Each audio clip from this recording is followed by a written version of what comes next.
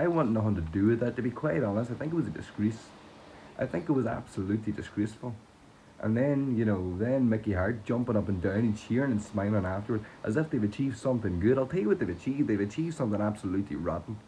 In Samuel Beckett's famous play that I did in university, the two protagonists are going at each other and insulting each other as much as possible and calling each other names. Our lecturer took great time to explain and go through the fact that the worst insult that they could call each other when they were the most angry and at the end was a critic. This always stuck with me because what is a critic? Usually a critic is someone who had a lot of potential, who could have done great things, who tried to do great things and who failed.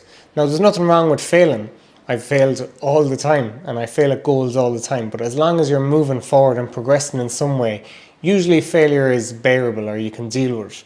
But if you keep failing and then you start making excuses about it and then you quit completely, what happens, as Jordan Peterson explains, which scared the shit out of me when I learned it, is you end up becoming very toxic, negative and bitter, very cynical.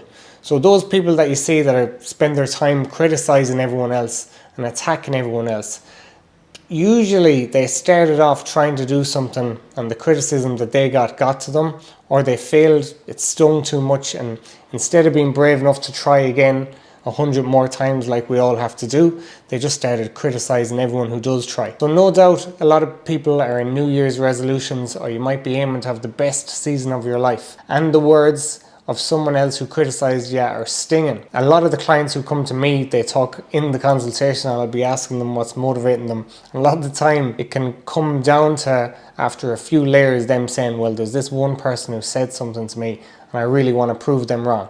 That's brilliant motivation, and use that in a positive way. I'm a big believer in alchemy and the alchemist. You want to use something worthless or negative, turn it into something useful. So if somebody did unfairly or over the top criticize you and say something very bitter or negative, use it as fuel to drive you on. And remember, if you don't achieve your goals, if you don't have the courage to even try to achieve your goals, or even try to be optimistic and positive and make progress or do cool things that you've always wanted to do, if you don't even try them, you should be very scared of someday turning into that bitter, cynical, negative person yourself. So as you go into 2026, take that lesson from that very, very famous play, that very famous Irish author. The worst thing you could possibly do is sitting there watching everyone else complaining, being negative and being a pessimistic critic. Go and try and do something. Like that famous penguin who's gone viral on Instagram the last few weeks, it's better to try something crazy and off the wall and fail than to do nothing and to be afraid of failure. Let's go.